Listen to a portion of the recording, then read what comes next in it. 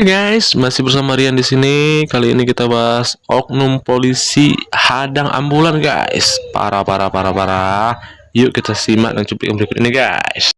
Seorang oknum PNS polisi mengadang laju mobil ambulans di Sukabumi, Jawa Barat dengan melintangkan mobil di tengah jalan. Pria tersebut diduga kesal lantaran saat akan keluar parkiran, kondisi jalan macet sedangkan pengendara lainnya berusaha memberikan jalan bagi ambulans untuk melintas.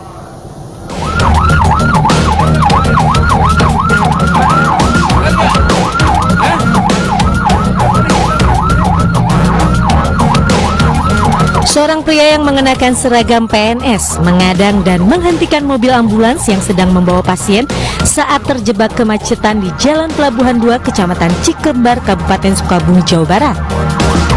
Pria tersebut emosi karena jalanan yang macet, namun melampiaskan dengan menggebrak bagian depan mobil ambulans serta memastikan apakah benar mobil ambulans tersebut membawa pasien atau tidak.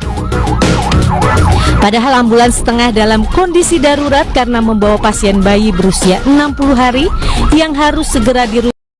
Waduh, parah ini mah. Oknum kepolisian kok gitu. Waduh.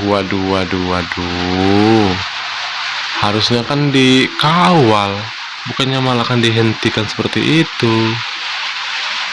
Benar-benar parah ini oknum kepolisian.